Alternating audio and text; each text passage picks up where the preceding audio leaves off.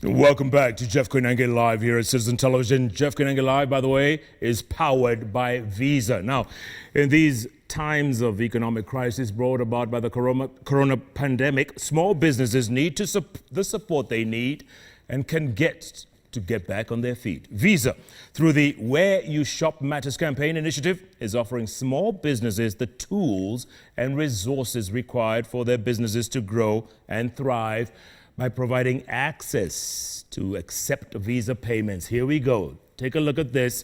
The first 100 small businesses to register for Visa payments on the Visa Small Business Hub will get the equivalent of 20,000 Kenya shillings worth of digital advertising. And there's more. Merchants who register and select PesaPal will get 1, a free MPOS machine to accept card payments, 2, free tools and plugins to accept online payments. To register, go to www.visa.co.ke. Again, www.visa.co.ke.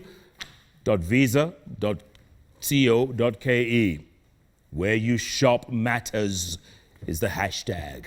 It's great to have this big brains in the house tonight. Dr. Lois Ombajo is a senior lecturer at the University of Nairobi and also the head of the infectious diseases unit at the Kenyatta National Hospital. Good to see you, Doc. You can take off your mask. Thank you. Thank you. Good to see you.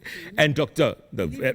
Yes, Dr. Denji Kitahi, AMREF Africa CEO. Good to see you too, sir. You had what lesson are we on now? Lesson number 37 out of 50? Is that? No, I'm thinking of adding a bonus 51. So I'm at 50. So I love the lessons. I love the life lessons. Thank and you. It's good to see you both. Huh? Thank you. Are we observing the right protocol? Are we okay, guys? Yeah. We're pretty okay, huh? We're okay. We're He's okay. probably the safest person here. He's not going to tell you again, hopefully. you know. I went to visit the gorillas in Rwanda. I did 3 COVID tests in 1 week. 3. One in Nairobi, one in Kigali, and then a 3rd one before we went to the gorillas. So I am the safest. But you're right, Doc. You've recovered. safer than Yeah. us. You built immunity. Yeah. Hopefully. I'm safer than Trump. Oh, I'm sorry. All right, Yes, Dr. sir. Lois. Yes. The numbers are scary. I mean, maybe we knew this. Maybe we knew once we opened up, the numbers would inevitably go up. Is it obvious or is this a little worrying? It has to be worrying because our hope is always that we keep numbers low. But I think it was an expectation, seeing from what's happening globally. Every country that opened up, after a short while, they began to see a spike. Yeah. And I think even at the time of opening up, there was really this appeal that don't let go of the measures, because if we do, the numbers will go up. Yeah. But being Kenyans, we were tired. We sort of let everything go. So we are seeing an increase in numbers. Yeah. Of course, initially people argued that the increase in numbers was because we're testing more. But even in the hospitals, we're seeing a few more sicker patients. Yeah. So definitely it's a worry, it's a concern. Dr. Gigi, are you worried as well? Yes, I'm worried. I think my biggest worry is not really the numbers of infected people. Of course, the numbers, if you look at ratios, percentages, they say more infected people, more very sick people. Basically, even if you have to say you have 5% of people symptomatic, the more you have infected, the more the symptomatic. I think what really worries me is the number of mortalities or deaths that we are seeing. I mean, if you're recording 10, 11, 10 every day, that goes back to where we were, Therefore, what really worries me is, are we missing the infected numbers? Because when we were at the peak, we still saw 10, 11 dying per day. So now we are seeing it lower, but we are still seeing 10, 11 dying per day. So is it likely that actually we are missing a big number of people who are infected? And what is the impact on that, on the force of transmission? Because if these people are infected and they're in the community, it means then that the force of transmission is likely to be higher. Yeah. Remember, the worry is not the numbers of infections. It's about, is your health system able to take care of the people who need it when they need it? So if you have a huge force of infection, then you get overwhelmed facilities, and then you can't save the people. That is really what is worrying, and that's what you should worry us. Dr. Lois, Kenyatta National Hospital, are the numbers rising? Are you getting more and more people? Is it getting packed? It's not packed at this time. So sometime around July, I think mid-July towards the end of July, it was packed. Our ICU was full, the hospital was full. towards the end of August and September, we started seeing a decline in the numbers. And as of end of September, we had very few patients in the hospital. So, and this happened in many hospitals. We had opened up very many units for the purposes of taking care of patients. We ended up closing some of those units because the patients weren't that many. But now we're seeing a few more patients. We're seeing a few more patients in the ICU. And this is something that's being seen across multiple hospitals in the city and in the country. So I guess at the time when the numbers were going down, hospitals were also thinking, let's go back to business as usual. Let's take back our units. But it means we can't afford to go back to business as usual just as yet. Yeah, doctor, look at the graphic behind me and look at that. Okay, you said September they went down, right? Yes. And then I guess the bars opened up, and then the schools opened up after that, obviously, right? So Look at schools today. just opened 2 days ago. Look at the numbers. October 12th, 73, 13th, 318, shoom, 604 today. 604. Yes. So there are two things. One, the number of tests are probably a little more. So we look at what he was mentioning earlier about the positivity of each test that you carry out, how many end up positive. But even more important, how many are sick enough to require hospital, how many are sick enough to require ICU, how many die. So at this point, definitely the numbers who are sick enough to require hospital is also going up. And this has been seen across all the counties, or most of the counties. Even counties that had traditionally reported very low cases, now we're beginning to see the numbers going up. Dr. Gigi, look, you have little kids. You saw schools open 2 days ago. I took my son to football practice this afternoon on Farasi Lane, and there was a school right next door. And the kids were all there, laughing, carrying on, no masks, no nothing. Yes, there was a hand washing machine at the gate. Yeah, it's worrying, Doc. I mean, it's worrying. As a parent, you must be worried. It is worrying. I think the thing we have to remember is that, of course, parents are anxious. Many parents have called me, by the way, Jeff. Many of them have even forwarded me PDF guidelines from their school saying, don't worry, these are the measures we've taken. Right. At the end of the day, kids will play, so we expect the infections in the young people to go up. Remember, if you look at the numbers we've had for several months, and you look at the groups of population that were infected, they were largely from 19 going up to 40. The below 19 were very, very few. Why? Because kids are at home. I mean, when the kids are at home, my kids, your kids, they don't go around looking around for people in the estate. They basically stay at home. And the virus travels with movement of people. So the people who are most active are the most infected. Now the kids are now becoming active. They're going to school. Now we know the risk of severe disease in children is low, and Dr. Here will tell you that, but they become then spreaders. So they're going to come home, and therefore people need to take care, the teachers in school. I think what we need to really pay attention to is what we as parents tell our children. Because this is not going to be a school affair. Let me just put it out there. That you cannot depend on the school has put good guidelines, therefore this is it. We as parents, guardians, friends and community have to talk to the children consistently, because children are impressionable. They actually understand when we talk to them and tell them, keep your mask on, don't share any item with your friend, and keep distance. If somebody comes close to you, wants to shake your hand, say no. This is what they will take to school, and that is going to have more impact than what the schools themselves will plan to do. Of course, that's important, but each of us must take our role with the children, remembering that the risk is more in the spreading back home, spreading to the communities, spreading to the teachers. But again, Jeff, we have to ask ourselves the question. No one knows. It's like telling you to run with me, on a marathon, but I don't tell you how long it is. Keep running. You ask, are we about? No, let's just keep going. So we do not know when the vaccine is available. We have, we've seen vaccines start, stop, so we don't know how long it's going to be. We don't know how long the pandemic is going to be with us, the virus is going to be with us. Without a vaccine, we expect it's going to be quite some time. So we can't keep schools closed and wait for the vaccine, for the virus to go away. You have to balance benefit versus risk. The most important thing for us to do is reduce the risk towards zero. It will never be zero. Reduce it towards zero. There's something I want to comment on that Dr. said here. That what we saw earlier was what I like to think was a very urban curve. It was a very urban wave. Because again, remember, the virus lives with mobility. The more people are moving, the faster it spreads. Now, if you take a town, an urban center like Nairobi, then you take Nakuru, they have different urbanization, they have different mobility. So Nairobi may be similar to Mombasa. So they had a kind of a same pattern originally. But then Nakuru and Kisumu, are the ones rising now. If you look at the national curve, you'll see the national curve is now rising faster than the Nairobi one. Nairobi one is flatter. The national one starting to go. Why? Because now we have the second cluster of urbanization. Does that mean after Nakuru and Kisumu will be up? No. We'll have a third cluster of urbanization. It's just that they'll be slower because there is less movement. So we have to keep things in mind, and therefore we don't know when it ends until a vaccine comes. So schools have to open, but reduce the risk. Dr. Lewis, do you agree it was a good idea to open the schools? I think it's an issue of balancing, as it clearly says. There's an issue of balancing the risk to children versus the benefit of having children in school. From what we've seen in hospitals, children get infected, yes. Most of the children who've been infected were infected within the households, which means the adults are going out and coming back home with the infection. And many of them were tested because their parents were positive and were looking for the contacts.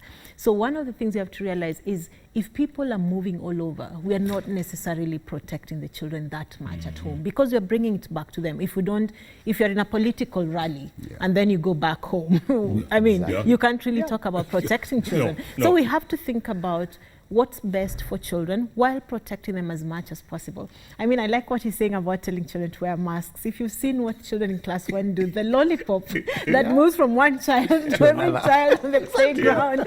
So it's going to be a tall order. But I think we have to try. And one of the things that we have to realize is that there is no one answer. Nobody knows. I think one of the things with COVID is the more I think I know, the more I realize how much I don't know.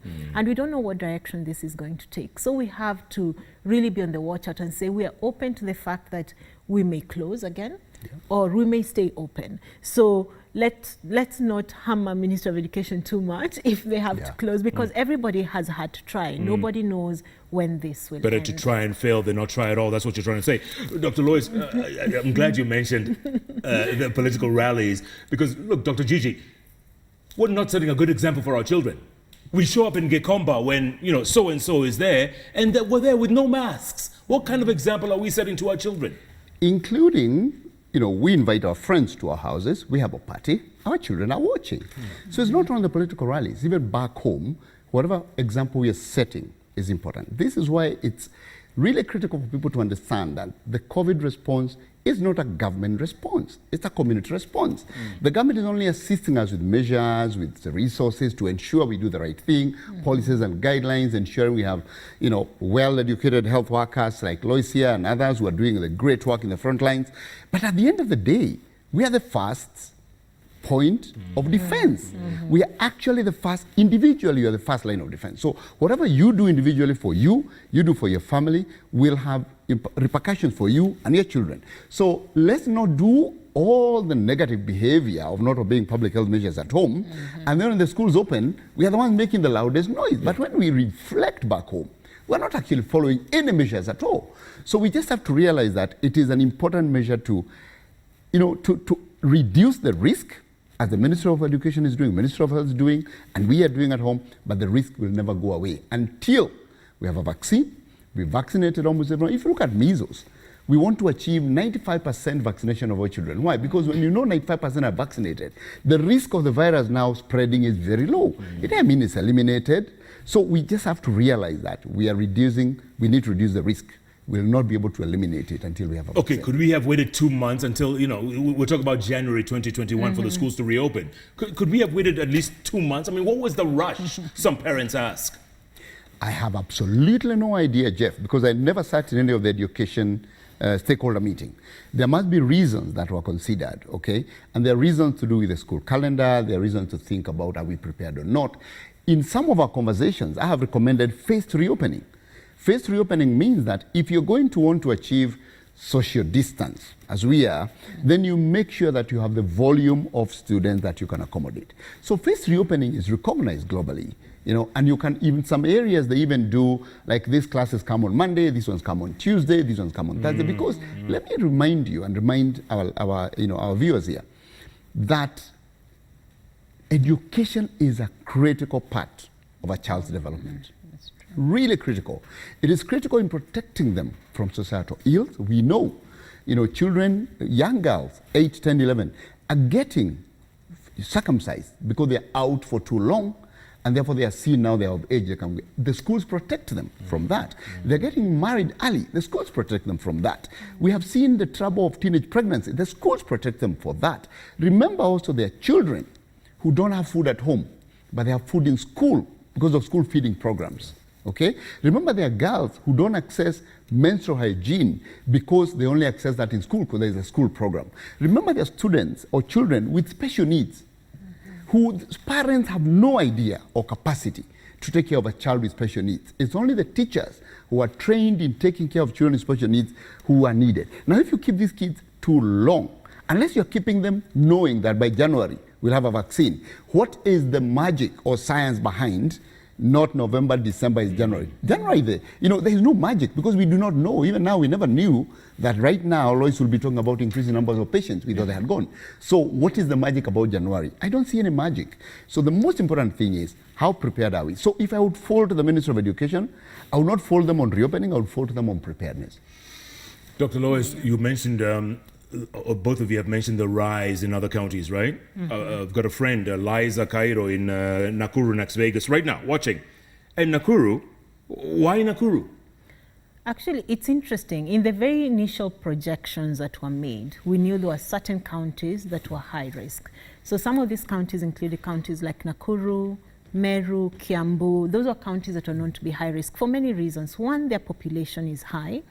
And two, they also have higher proportions of people who are at higher risk. So if you look at proportions of older people, proportions of people with chronic conditions are a little higher in certain places. Then it's something that Dr. Gitai mentioned earlier about the level of urbanization and the population density within the towns. So look at Nakuru is a big town, it's really growing and exploding. So there's a lot of people in there as well.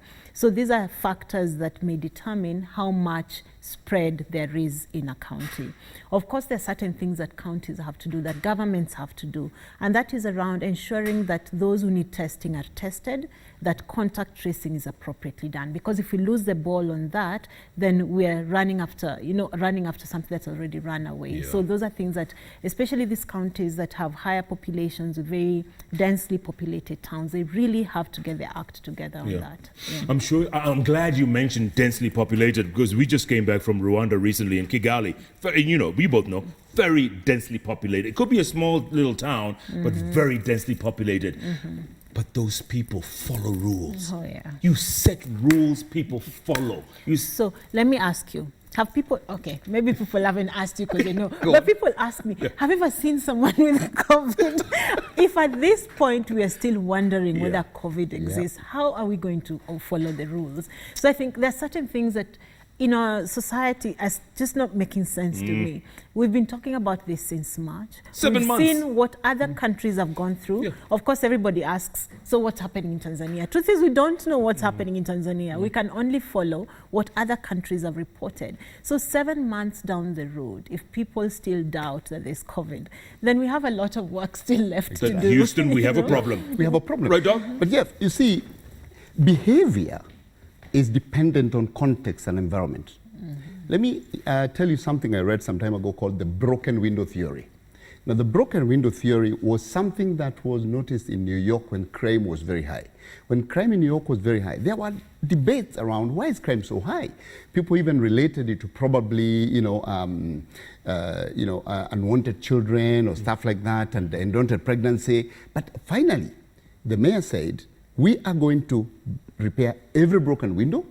We are going to collect every piece of garbage. We are going to remove graffiti from the alleys.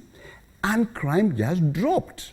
Why? Because psychologists say that if I'm in here and your studio is very clean, if I drop this sanitizer here, I'm likely to pick it up. But if I'm somewhere where there are multiple small sanitizers or empty bottles on the floor, it is likely that I will not pick it up after I drop it. If you look at Kigali, the obedience issues we are having on COVID are not COVID disobedience issues. They are basically behavioral issues that we have as a society. We don't obey traffic lights, so why should I obey COVID-19 mask? We litter as we wish. Yes. Why should I obey a mask? So it's general. It's a broken window theory. We overlap, no one doesn't. But if you go to Kigali, you drop a piece of paper, you pick it. Yeah. You never pass the light. All border people wear helmets. So it's behavioral because of the context of obedience. So even COVID then is obeyed. So we cannot change the issue we have with COVID by just addressing COVID. Right. We have to address an entire societal issue. Okay, I have a question for you. Go on. So there was a lot of pressure to open up bars, to open up and increase the number of people who could attend a funeral or a wedding. Weddings. What do you think of that? I thought it was madness. Madness. What? And you know what the worst part is, Doc? The worst part, people are still in bars as we speak. It's like, don't you like your home? Stay home. What are you going to do in the bar? Exactly. But that's just me, Doc. That's just me. But you know, that's oh man. By the way, broken window theory? Yes. I was in New York at that time. The mayor's name was Edward Koch. Good. Am I right or wrong? You're right. I remember, and they named a bridge after him. He was famous. He died a few years ago. Yes. But he was a famous man. He changed the crime rates in New York. This is the issue. The issue is environmental, it's behavioral, it's context. This is what it is. But let me tell you what else affects it. Trust between the people and the state. And the government. That's really critical. That when people don't have trust in the state, because of many issues, not because the state has done anything in particular, but because of many issues, maybe the history of corruption, politicians are behaving as was being said by lawyers, people lose trust in the state. So that also creates a certain level of disobedience. You know, it's interesting that you mentioned that, because even now people call me to ask, are these numbers you're being told real? Is it true it's actually going up? Yes. They're announced every day, but people still call to counter-check. Yep. Are you sure they're really going up, or they just want us to do something? Right. You Yes. know? So that issue of trust is really Trust. really Trust. And somebody told me, you build trust before you need it. You don't build it when you need it. Okay? So the government and all of us must actually build trust as a continuous thing. Not when we have a pandemic. Oh, now, please trust us today. Yeah. We know you didn't trust us yesterday, but trust us. No, we have to build trust across politicians, the community, civil society, ourselves, because maybe we tell people this, then we don't fulfill it, MCAs. It's all of us to ensure that we build a society that's built on trust, because then when we need it, it'll come in handy. Guys, I'm going to take a break, but Maina Kageni has a question. Maina, aren't you asleep? Don't you have a show tomorrow? Okay. Tell Maina to sleep. Yeah, you know? Doc, maybe I should ask you this. Maina's asking, testing in informal settlements where masks are a novelty and social distancing is virtually impossible. Is that happening? Oh, that's a difficult question. Should we take a break and answer that? Yes. Yeah, let's do that. Maina, stop bothering us. What an interesting conversation, guys. This is brilliant. This is exactly what Robert Burali. Oh, great convo. Okay. Leon Lidi. Oh, my goodness. Lidi. Okay. We'll get to your tweets. We'll get to everything in a little short while. We've got Dr. Gigi in the house. AmRef Africa Health, the CEO. He's in the house. And Dr. Lois Ombajo, senior lecturer at the university. Where am I? Which camera? I'm getting confused. Okay. Senior lecturer at the University of Nairobi and also head of the Infectious Diseases Unit at the KNH. This is very important, folks. Let's keep tweeting at Koinange Jeff at Citizen TV Kenya, the hashtag JKLIVE. JKLIVE takes a break. We'll be back on whichever camera we're on in a moment.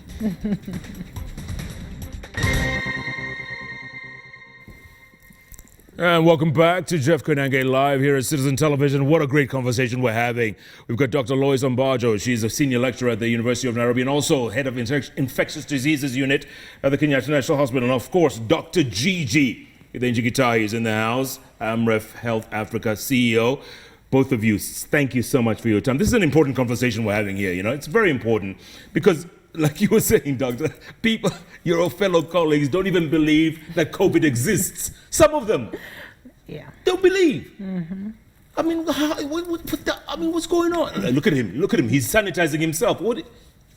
He hasn't even touched anything. You know? Who was sitting here before, Jeff? Don't touch the seats. The bench is exclusive. All right, Dr. Lois, Maina Kageni had asked us a question before the break, and we said, let's take a break and we'll come back to it. Maina's question was, are we testing in informal settlements where masks are a novelty and social distancing is virtually impossible? So as I said before, it's a difficult question to answer. I think one of the things that we realize is our testing capacity has not been at its optimum. at this point, we should probably be testing tens of thousands per day, if possible. But we barely manage to test a few thousand each day. So there has had to be some level of targeting. Who are you going to test? And the strategy would be to test those who have symptoms, their contacts, or other high-risk populations. So, for example, in the beginning, it was truck drivers because of travel across countries, or people who are traveling into the country. So those are the ones who are targeted. If you think about the informal settlements, during the initial stages of COVID, there are a lot of infections reported from, say, Kibra, from many of the informal settlements. So there's a possibility that many people living in informal settlements had been exposed to the virus. Many of them may have gotten it, but they were asymptomatic, because as we know, most people who get the infection do not show any symptoms. So that's one. But even then, within those informal settlements, there are people who are at higher risk. So people who are older or who have other underlying conditions. And those are people who we really need to pay attention to ensure that they are sheltered or shielded a little more than the ordinary person. And one of the best ways to make sure we shield them is that those of us who are up and about actually follow those precautions so that we're not taking infection back to them. That's a good point there, because Dr. Ari, let's face it, you know, Mwangi out there, or Korir, or Mutiso, or Wafula, or Otieno, they got this thing but didn't know. Like me, I didn't know I had it until Coach Washida Waruru called me and said, hey, you were in the company of Stephen Leto, my colleague, and your name came up. I had no clue. So I was going through this thing as are probably most people. Yes or no? That is true. You know, if you saw WHO, they said probably 10% of the global population has been exposed. Right now, the numbers we have, 37 million, account to 0.5% population of the global population. So you're saying that 9.5% of the global population may have been exposed without being tested, without knowing they were positive. So we know that the asymptomatic cases are many. So the question then is, why tests? You know, if the majority of the people are asymptomatic, why test? You test to reduce the force of transmission. Because if you leave everyone open, then it means that if I'm infected and I go to a meeting or a church and I meet 100 people, then it's likely that some of them get infected, and then the force of transmission becomes rapid, because one person is probably infecting 3 or 4. You can imagine if you do mathematics, you can imagine the kind of progression that you get out of that. So the aim of testing and the measures we are taking is not so that you're tested, you're treated. Majority of people don't need any treatment, actually, I will tell you that. We test so that when you find them positive, you actually remove them from the community so that they don't infect more people, so that you make sure one person infects maybe only 1, in which case then you have a flat curve, or one person infects less than 1 statistically, in which case you have a declining curve. But if you keep it open and you have one person infecting 2 or 3, then you have a rising curve, and then you have maybe 100,000 people infected a day, and out of those, 5% are symptomatic. 5% of 100,000 is a big number, as opposed to 5% of 10,000 or 5% of a million. Now, if you have 1 million infected in a short time because we are doing nothing, and you have 5% symptomatic, then you have Lois and her colleagues having to take care of 5% of 1 million people, which you don't want. So the issue is not that we are not, you don't do all these things to stop or to kill the virus. You do it to reduce the force of transmission, so that you have less people infected at a particular time, and therefore your health system, including your health workers, are able to take care of them and give them adequate care. Dr. Lois, you mentioned the vulnerable a moment ago, right? And you know, Nakuru, it's very interesting. I didn't know there was an older population. It's good to know. And I'm sure Nanyuki and other places. Is this why France has declared a lockdown this coming weekend, or a curfew rather, from 9 p.m. to 6 a.m. And Italy also, and the UK is and considering. Right. Is that why they're doing that? So many European countries, after lifting many of the measures that they put in place, have had a significant rise in cases. Many of them are reporting hundreds of thousands of cases a week. So you can imagine how many cases they have. If you look at the initial epidemic in Italy, for example, they had a very large epidemic, mortality was quite high, but they have a significantly older population. So you'd see the mean age of those who are infected are probably in their 60s. Here, the average population age is about 20. When we look at those who've been infected, the mean age is just about 41 to 43. So above the age of 60, studies from elsewhere, including our own, show that people above the age of 60 are at higher risk for worse outcomes. So if you have a population that's significantly older, then you really want to make sure you reduce transmission significantly. So these countries opened up, and I think when they opened up, just like us, everybody went out to party and everybody dropped masks and dropped other things. So now they have to get back there. And I remember listening to something the other day where someone in the UK was complaining about the government telling them to wear masks. Yet the number of cases they're seeing is high and the mortality is high. And if you look at Europe, for example, and contrast with Africa, we haven't had a high mortality. Yeah. And part of it may be because younger populations, we don't have as high a burden of comorbidities because of the younger population as compared to many of the European countries. Yeah. But that means that for us, when we're thinking about our population, you have to think about the older people and others who may have other conditions, that how best do you protect them. And I think protecting them is upon the younger people to protect the older people by following all those precautions. Yeah. Did Dr. Lois just say they dropped their mask and dropped other things? Maybe it's... Dr. Gigi, my mother lives in Kiamba. She's probably watching right now, in Kiamba. Hi, Mom. Hi, Mama. and as I drive through Ruaka, through Moshada, through Banana Hill, nobody has a mask on. Nobody. It is just here. It's just here. Yeah. I mean, my mother's 83. Is she at risk? Your mother is at risk. I mean, as is my mother. My mother, who is also probably watching right now, back in Nyeri, is 84. And think about it. If when you didn't know you had COVID and you decided, oh, I don't care about the restriction of travel out of Nairobi, and you went to visit your mother at that time. Yeah. I did. Oh. I did. She'll forgive you. But Doc, you are so right. Because I remember that Saturday, my mother, my two sisters, we were all hanging out together. Yeah.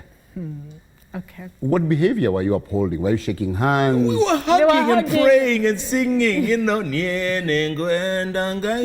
So, you see, so there are several factors here, Jeff. Yes. So age is one big factor. Yeah. Actually, in Kenya now, I think out of the 797 deaths we have, probably about more than 300 of them are above 65. So you can see it's a big contribution. And when you look at 50 and above, more than almost 500 out of the 797 are above 50 and above. So you can see the risk is very age related. But there's another factor which is about the other, what we call comorbidities, other diseases. People who have hypertension, people who have diabetes, and maybe some who are borderline diabetes, who COVID converts into diabetic, and people who are obese. This is a risk factor we haven't talked much about. That obesity, because it predisposes you to also diabetes and hypertension, is also a big risk. And this is also, if you look at the obesity in US, and you look at obesity in Europe, and you look at obesity in South Africa, in the US, obesity probably is more than 30% of the population of people above 18 years. In South Africa, women obesity is up to 40% or more than 40% obesity in women. And you look at Europe, obesity is high. That also is a major risk factor. And if you look at across Africa, maybe 50% or close to 50% of our deaths are in South Africa. And it may be related to age, may be related to hypertension, diabetes, and obesity as well. So again, even as you look at the elderly, we need to protect them because they may have multiple risks. So your mother may be just, elderly, but others are elderly, but they also have asthma. My mother has asthma. So I don't want to go and every time I go, I carry, I wear a mask and I say hi to her like this. Yeah. And then you may have your mother. That's my mother. She's 84 and asthmatic.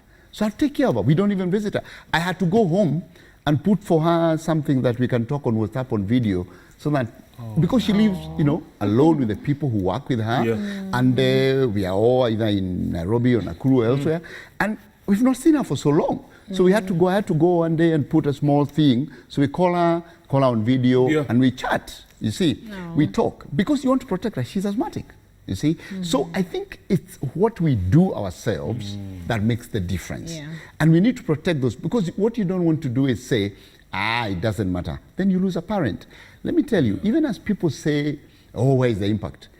10 people dying a day is 10 families who have lost a loved one. 10 families who have lost a loved one. And you don't want that if you can avoid it. And if you talk to people who've lost loved ones and you tell them, is this thing real?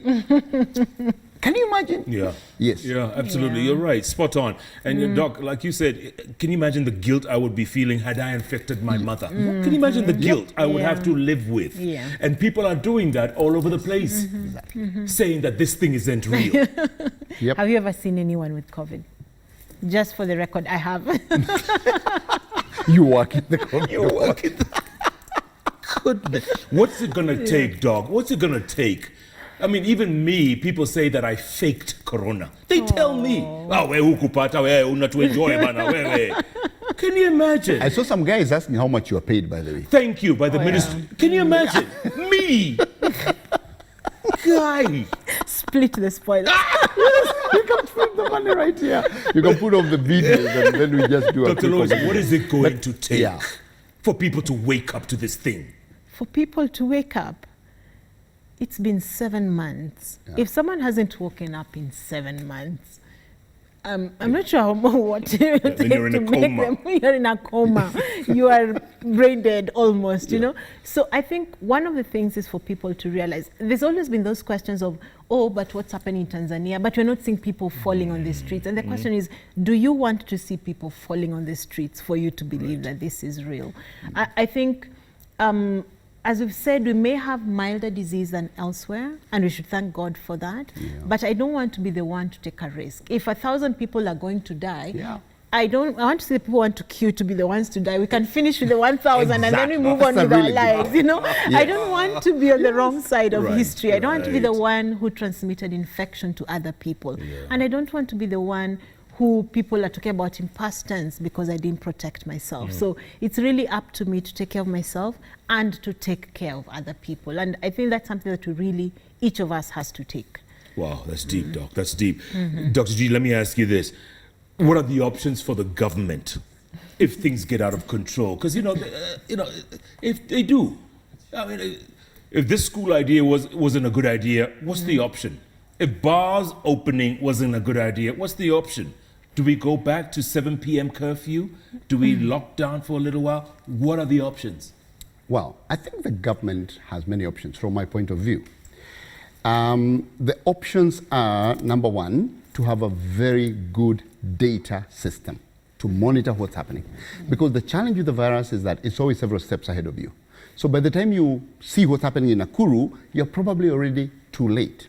Now, the most important thing is that the government needs to put a data system in place that you can actually do these things as long as you can see what's happening and you're ahead of the virus. What do I mean by that? That you don't have to, you have to test, number one. And those tests need to be optimal. You need to test a good percentage of people. Right now, we are probably teetering on just above 1% of our population. You need to test more. You need to probably get funds and do what we call sero-prevalence testing. The last time we had a study by Kemri, it said probably 5-6% of our population had already been in contact with it. So regular seroprevalence, this is not testing for treatment or for isolation, testing antibodies to show who has been exposed before. You can actually test and start to see where you are. That is data for decision making. You don't wait until the hospital in a place is full, then you run there. So data is one option the government has. Put up a proper data system that monitors. That can also be coupled with community surveillance. Community surveillance means that community health workers who live with the communities, who are assigned a certain number of households, can be given a simple data sheet to say, who has a cough, who has difficulty in breathing, who has fever in my 100 households. And if that data is created onto a dashboard that the government can continuously monitor, you can start to see when the symptoms start to increase. Because remember that when you do this cessation of movement, it doesn't have to be countrywide. If you have the right data, you can actually decide we are going to put this place under cessation as we wait to manage. But you can't do that if you don't have data, if you just have aggregate data. The final thing the government has is to prepare the health system. And this is why we keep talking that preparing the health system is not something you do only for the pandemic. It is something you do continuously. I have continuously talked about the need for universal health coverage. Universal health coverage meaning that when you need to access Dr. Lois, you can access without worrying who pays for you. When you need to access medication or need to go for a test, you don't have to worry. You remember when we started, some people were complaining because they went to isolation, quarantine, they were told to pay. That would never have happened if we had universal health coverage. So those are the options: preparing the health system, having a good data system that is community up, not just at the national laboratory, because then you can see the signals. And when you see the signals, you don't have to close the entire school system. You just say, this particular region, because we've noticed the patterns, then this is where we're going to take the measures. So the options for the government are many, but needs a concerted, multi-sectoral effort and community in the middle, not just government, everyone together. What happened to that guy who used to tell us every day, in the last 24 hours, Riri? Sorry. Dr. Lois. He's Lois's boss, so I think... Oh! They have drinks and meals named after him. I'll have a cargo special. But he's done a good job. He has done a good job. He's done a good job. He's just been quiet lately. We have to give credit where it's due. Come on. Done a He good guided job. the country through a very difficult Yeah, it was a tough time. It was a And he was tough like a time. parent, right? He was like a tough parent. Exactly. And you know what leadership is, Jeff? Leadership is not being only the first. Leadership is making sure you're not the last to be first. So handing over leadership, making sure that other people also pick up. So the moment you don't see me leading AMREF, then that's my success, because the other people picked up. So I think we give credit where it's due. The Ministry of Health has had a few messes, quite a few, you know, all these scandals here and there and stuff like that. But overall, and even when you look at global, because I'm looking at African countries, and I sit on the board of Africa CDC, Kenya has actually demonstrated a very good response for COVID-19. It's good to know. Dr. Lois, how far are we from a vaccine? Honestly, how far are we? Honestly, the most agencies would estimate that it will probably be until sometime towards the mid of next year. And maybe it's important for people to understand the process of getting a vaccine out there. So it's usually a long process. It starts with studies in mice, you know, then it goes on to, you've shown that it doesn't kill the rat, and so you want to take it out of mice studies and go to see whether it's safe in humans, small studies, and from there you go into these bigger scale studies to show what we call efficacy, where you'd give it to one group and not give it to another group, and observe them over time to see whether the group that got has lower rates of infection than the group that did not get.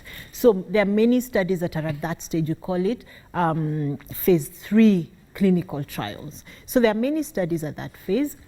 We have to wait for the results that say that yes, it works, and it works well enough to justify the cost and whatever minimal side effect that may be there. Not just it works, but well, you know, just a little. It has to justify the cost as well as any side effect that's there. You have to understand what side effects are there. Because remember, you're giving vaccines to normal, healthy people. So you cannot take normal, healthy people and make them sick. So those are the things that have to be observed. Then once you have one and you say, yes, this one works well, the next stage is how well can you manufacture enough doses for 7 billion people or 6 billion people?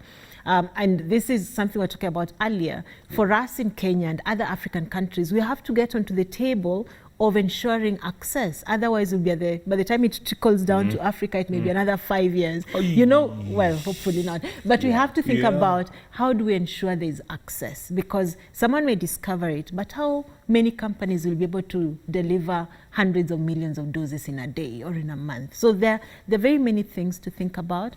But for our governments, for example, it's time to make sure we start thinking about how do we access this vaccine should it become available. Dr. G, do you agree? Yeah, and to add on what my colleague here has said is that those delivery processes, first you have to also decide. I've seen debates around, so who do you give it to first? Okay. And there is overwhelming evidence that maybe you should start with the elderly, okay, the senior citizens. Secondly, the frontline people who are actually, because they have high risk. And third, people who are more difficult to identify because we don't have good data, as I said earlier, people who have hypertension and diabetes should all be called for their jab. You know, countries that offer flu, for example, flu vaccines, know exactly who to give it to. And there is a cycle when you go for it. So we need to decide also as a country, as a continent, who is our first cohort to receive the vaccine when it's available. How many people are those? Where is it? What are the policies for access? What are the guidelines for access? Remember also that our vaccine delivery mechanism in the country is based on vaccines for under 5s. So when a mother gives birth to a child, she is told, you need to come here after 4 weeks for your postnatal clinic and come with your child for their jab. Yes. Therefore, there is a mechanism for driving under 5 vaccines. Now, do the same for people above 65 who are all over the place in their gardens, they're doing whatever they're doing. How do you get them? Do they come to the facility? Do you go to them? That thinking needs to be done before the vaccine is in the warehouse. Because if you don't do so, then you have the vaccine in the warehouse. And do you know what happens? You open a gap for people who think they have privilege to access it. Because I'm a politician, I'm an MP, I'm an MCA, I'm governor, so I want that thing here for me and my family. And before you discover that where the elderly are, you have no stock. It's gone. So the policies and guidelines need to be done now before we have the vaccine. And if you think about it, there are certain vaccines that should be given to adults as well. So for example, if you think of pneumonia, common infection, there are vaccines available that is given to children through the national programs, vaccine programs, but the elderly above the age of 60 or younger, if they have diabetes and hypertension and other things, should get it as well. But if you look at this country, there is no strategy for giving that vaccine to that population. So it is those who can come and see an infectious disease specialist who will prescribe for them that go get a pneumonia vaccine. So we Is that really like a flu shot? It's a shot for another bacteria that causes pneumonia, and should be given with a flu shot. You know, we say everyone should get a flu shot once a year. How many people get? How many adults get a flu shot? So what he's saying is really critical. Defining that pipeline for enabling people to get that drug, the vaccine. Doctor, what you guys mentioned about Africa, this whole myth that we're not getting as infected as the West, I see that as a double-edged sword. Because they will look at us and say, those people don't need the vaccine. Fine. Look at them. They're fine, right? That's what, Dr. Lois, that's what they're going to say. Watch out now, they're fine. Let's give it to these. That's why we don't allow other people to plan for us. We have to plan for ourselves. If we allowed someone else to plan, they'll say Italy is at the top of the list, then Spain, then the UK, then the US, then at some point they may think about India, but by the time they think about us, they'll think, they're not seeing. We have to plan for ourselves. Bingo, spot on. Doc, you agree? Oh yeah, we have to plan for ourselves. I know there is a global effort, that's the vaccine solidarity movement, but we can't just wait. We can't sit and wait. Even now, if we talk about, and we need to really challenge the government, if we are talking about preparedness, and you asked me the question around what options does the government have, we know that we're having challenges in testing. I think it is one area the government should sit down and say, we must resolve testing capacity. Because if we are going to open the economy, you can't open the economy blindly and say, you know, today we only have maybe 500 tests, tomorrow maybe 2,000, 5,000. I think that's one thing the government needs to put its foot down and say, we are going to build our testing capacity because we want to reopen the economy. But if you're going to reopen the economy without having enough testing capacity, then you're flying blind. That's one of the things the government needs to do. And this may mean, don't just wait to receive a few samples from here and there. Make an effort with a manufacturer or with a country of source, fly a jet there and collect the samples and bring them, the tests and the things that need, and bring them here and stock them. So it has to be a decision. It's a security issue as well. It's a security issue because when you're affecting people's socio-economic status, you're also creating insecurity. And therefore, it is something that the government actually needs to pick and say, testing, now that we are reopening the economy, is priority, and we will do whatever it takes to deliver and be able to do 20,000 tests a day. It can be done. It can be done. Dr. Gigi, I think you nailed it earlier on when you said, you know, in Rwanda, people pay attention. It's all in here. Maybe that's why they have General Badi in charge of Nairobi Metropolitan, or what do they call it?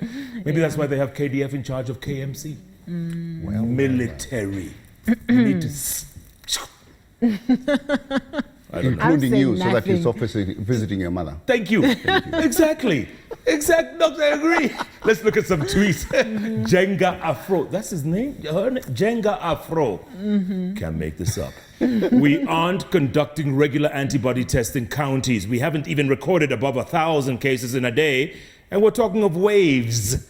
We need solutions to live with, not restrictions. You agree? Solutions, not restrictions? I mean, the one thing we have to be cognizant of is that our restrictions affect livelihoods.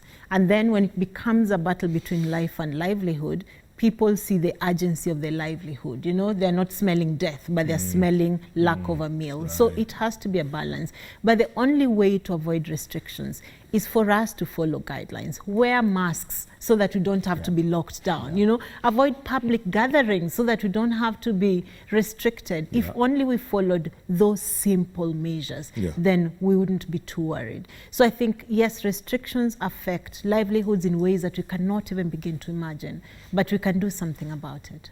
Wear masks. Wear masks. Wash your hands. Tomorrow, by the way, is Global Hand Washing Day. Is that right? Yes. October 15th? Yes. It's the Global Hand Washing Day tomorrow. Hygiene for all. Hand hygiene for all. It is right in the middle of the COVID pandemic, and we still can't wash our hands. Yeah. So there are things we need to do. Wash your hands. Wear your mask. Keep social distance. Don't go where you don't need to be. We know that people need to work. If you're a mason, for goodness sake, you can't do that virtually. You have to go to the site and lay the stone. Yeah. But if you're just leaving your house because you want to meet a couple of friends in a bar, you're putting yourself, your family, and also the nation at risk, because if you become a spreader, you are straining health resources. And then there are signs that say usikojoe hapa, and what do people do? They wash off the sign and pee. Thank you. Go figure. Brian Kidula on Twitter said, do Kenyans believe in the numbers? There we go, Dr. Lois. We should not blame the citizens, but the government for not being stringent. Top government officials are holding meetings and political rallies, then blame us for not following the COVID-19 directives. I mean, what can we do? It is what it is. I mean, I wonder who controls whether political rallies happen or not. Why would you... Why would you have a rally with hundreds of people shouting and singing and screaming and spitting in your face? With that, I mean, there must be someone who's in charge. They should crack the whip on some of those things. Dr. Gigi, you agree? I said it earlier, if you don't build trust, you have an indisciplined society generally. Then you have all these things people are complaining about, say government is not stringent. But now if you expect government to be stringent, but the same government officials are the ones holding rallies. So we have a general issue of indiscipline. And what happens is, if I'm indisciplined, then it's very likely the next person to be indisciplined. That's why we say leadership is by example. Leadership is not instruction. Leadership is demonstration by doing the things you want people to do. But here, if you take it that leadership is, this is the rules you must obey, but then I go and do something else, then why do you expect the people to lead the rules? So the politicians should be smacked in the face, honestly. Good point. Good point. Jeremiah Karaoke, all the way in Khartoum, Sudan. Jeremiah asks, rising cases again, is this a second wave or just a continuity of the first wave? With rising fatigue of resources and social behavior, are we ready for a second wave? Any lessons to replicate this far? Dr. Gigi, first of all, remember the first time we talked, or the last 6 months, you talked about the curve flattening. That never happened. I mean, we never flattened the curve in the first place, did we? We did. Let me explain this, because I think this is something people need to understand, and I wish I had a whiteboard to explain. You see, there are two things I want to pick up from this. Number one is there is no single national wave. It's a myth, because you don't have a homogeneous population. If you have a population of Kenya that's 47 million people, they live in different layers of urbanization, of crowding.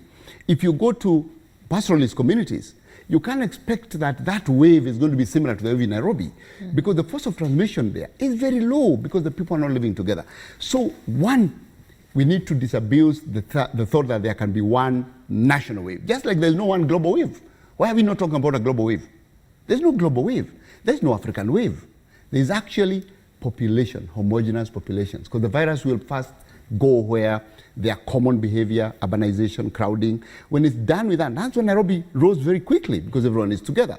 But when you go to another county that is sparsely populated, it will not rise the same wave as Nairobi. It will actually be a much flatter wave, okay? So that's the first thing I would like to say. There's no, even this time we are calling second wave. Ideally, if we were to use correct English, it's not second wave. It is subsequent wave. It is a wave of a different population. Then we have another wave of another population, depending on how urbanized they are and how crowded or moving they are. Right. That's why South Africa was ahead of all African countries. And now it's kind of going down, but others are picking up. We expect Chad to have his own wave, but it will not be as sharp as another country because of the level of urbanization. Now, the next question I want to answer is this question of flattening the curve, because people tend to think that when you flatten the curve means the curve now goes flat or goes down.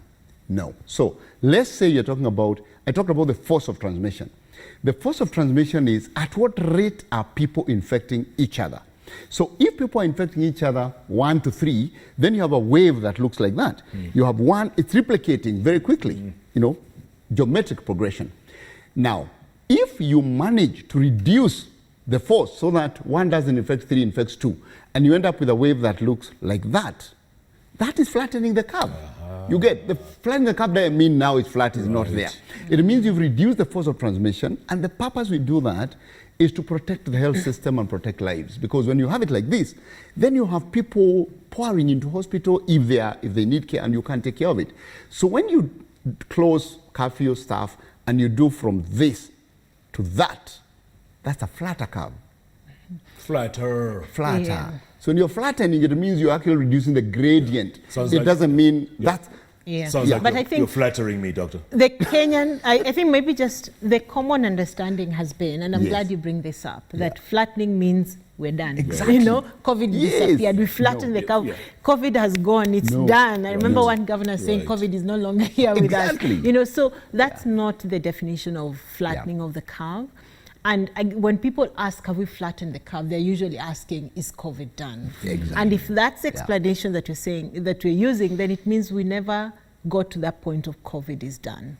And as long as there's still people who are infected in the population, chances are they can infect others, especially if we're not following certain measures. And they will infect others. Yes. And So they will. what we're saying is we've lifted restrictions, we've gone back to normal without eliminating. So by increasing contact between people without those measures, then more people are bound to get infected. Yeah. Good. Patience Wanjiru is asking a question I would ask myself. Listen to this. Can a person who tested positive get infected again, Dr. Lois? Truth is, we don't truly know. There have been reports, a few, probably very few around the world, where they thought someone was infected again. But we know that there are people who can stay testing positive for a long time.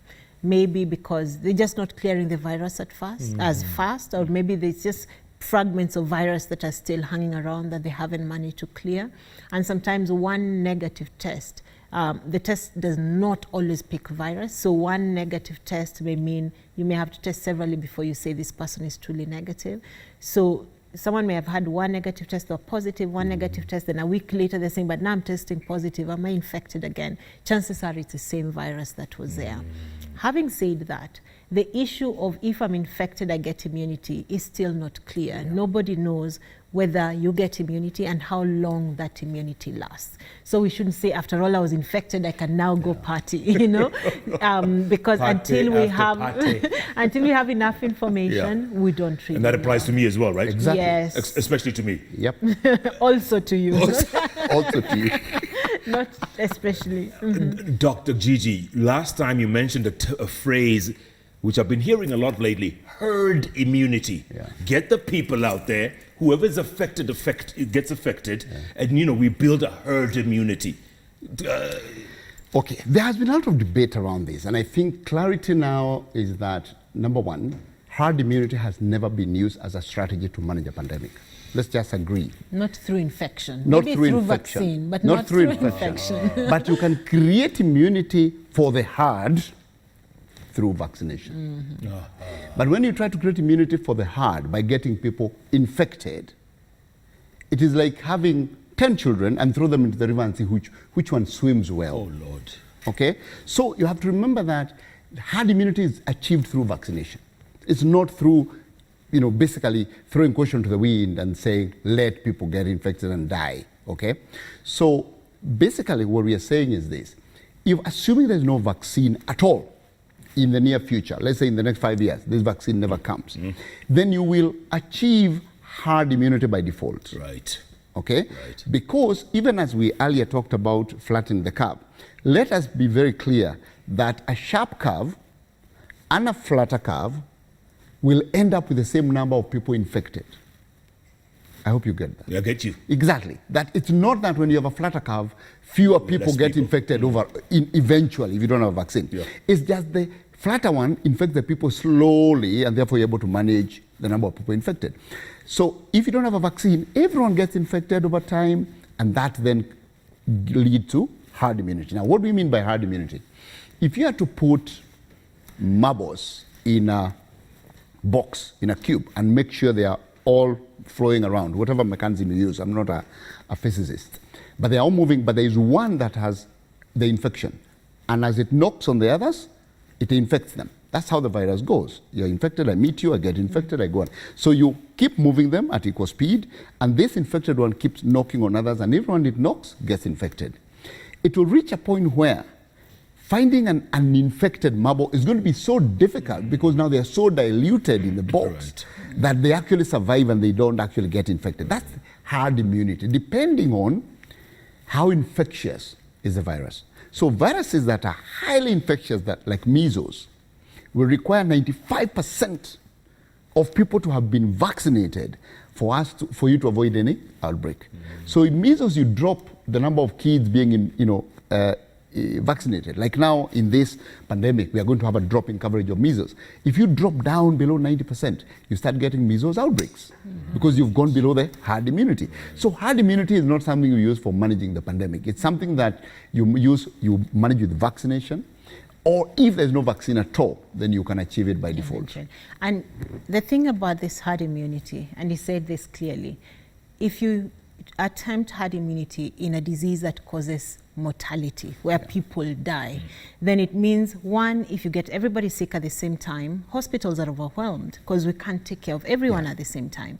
And a lot more people die both because of the disease and because we can't take care of them. So if someone wants herd immunity, you want them to line up on the death line so that we are done with them. Yes, exactly. So that we are done with them, and then the rest of us can continue. So I think it would not be very wise to decide now, just let everybody get infected and let the strong survive, because that's what we'll be saying. Let the strong survive and we'll weed out the weak ones. Exactly. And I think there must be people looking at us now wondering, oh, you guys are talking about Tanzania. So let me try and explain what I think about Tanzania. So let's say in Kenya, we left everything open. And let's say you end up with, instead of now we are at about 800 deaths, you have 5,000 deaths. First, that's a scandal because you've allowed people to die unnecessarily. Right. Okay? Yeah. That's a scandal in itself. It's an immorality scandal. But let's assume it was 5,000.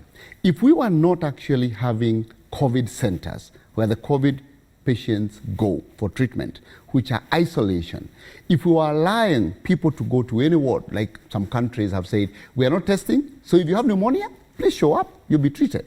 Let's say that country had double the number of deaths like Kenya. In a country like Kenya, we have 350,000 deaths a year, generally, from pneumonia, from diarrhea, from maternal health, from all these things. Do you think if you actually added 10,000 in a year of COVID, generally, that there will be a bump that people notice? They won't notice. No. But you have let the 10,000 die irresponsibly. You must save them. So when we look at countries that are saying, for us to not do anything, we should not celebrate them because they're actually, you will not notice people dropping because they're probably now, every bed is open to everyone. Even if you have COVID pneumonia, you go in because they're not testing them. Meaning that the number of people in hospital you will not notice overwhelming because all beds are open to everyone. And even if there was 10,000 extra days out of 350,000, you will not notice a huge bump. And remember, our data collection system is not really that robust. So we must forget, this notion that the countries that are not reporting are not having a problem. We are basically, those countries are saying we are allowing an extra so many people to die because we can. Okay, folks, we're going to end on a high note, if you don't mind, yeah? And I'll ask you both the same question, starting with you, Dr. Lois. What's been the biggest silver lining for you with COVID, for you, personally? Personal or from a medical? Okay, say whichever. from a medical perspective. So from a medical perspective, there are a few good things that we've seen. So one, the rates of other infections that are easily transmitted, things like the common cold, diarrheal diseases has gone down in our hospitals because people are washing hands, people are wearing masks a little more. So we're not seeing cholera. We are not seeing, to see people coming in with a cold or cough, it's gone down. So definitely if we maintain what we are doing, then we'll do better overall. The other thing is that there has been an improvement in capacity for healthcare. There are counties like Turkana that never had an ICU, that was unheard of, that now have some ICU capacity, So based on, the push to get counties prepared, you've had counties embracing this a little more, so they have a little more bed capacity, they have a little more ICU, and that's a good thing because it will not just serve COVID, it will serve us in the longer term. So I think those have been good things that have come out of this season. Point, Good point. How about for you, Dr. Gigi? Well, I've just finished 50 lessons, so you can't ask me for one, It's like, so I'll give you a few, but not too many. One, I've never spent as much time I've done with my family. That has been one thing, that I am always traveling. Yeah. Since March, I have not seen an airport. So, working from home. So that's one. The second thing is, AMREF Health Africa is an organization that is in 20-something countries. We have 1,500 staff. We've discovered we can actually work virtually and things happen. So that's the other thing, that the world is going to be very different post this. And hopefully save the economy, save the climate, save environment, because now people are flying less, okay? And I think finally is what Dr. Ari has said. We are seeing more attention to the health system. We've been mobilizing, talking about health system, community health workers. Suddenly, governments are listening like, okay, what do you need us to do? We just now need to make sure that that energy is harnessed properly for sustainable investment. It doesn't just happen in the pandemic and disappear. That's what Lois and I and other people have to do. Fantastic. Then, Jeff, everybody says, spent more time with family. For me, this has been probably the other way. Opposite. Yes, but I mean, the beauty of family supporting us during this time. My family has been really supportive during this time, and without that, it would have been impossible to do what we've done. Yeah. And you've done an amazing job, Doc. You've done an amazing job. For the frontline people. Frontline workers, big applause, absolutely. Big sacrifice. 7 months without traveling, has that given you cabin fever? Yes, I actually, I don't feel like getting into an aircraft. You don't? No. I've actually pushed all my travel for this year. I'm saying I'm not traveling. Even if the curve becomes flat, as people call it, I'm not traveling this year. I'm like, I love this life, and I can work virtually. The number of meetings we are having virtually every day, and things are moving on. Maybe it's a chance for the environment to breathe, for nature to breathe. For Mother Nature. Exactly. I was in Kigali. I love the travel. Cabin fever had set in. Dr. Lois Obadje, thank you so much for your time. Always a pleasure. I know you're busy all the time, 24/7, but this is valuable stuff you did today. Valuable stuff. Dr. Gigi, you too, man. Good stuff. Good stuff. And tomorrow is World Global Hand Washing Day. We'll actually have an event at AMREF University. The Minister of Health will be coming. Hopefully the First Lady will come. We have many people coming. Of course, your people will be there. We want to ensure that people understand that hand washing is the most neglected public health initiative. And it's so basic. Basic, so basic. cheap, exactly. Dr. Gigi, my mother's still watching, so I better grab my jacket before she calls me and says, "Hey, Nikki, wati gakigoti."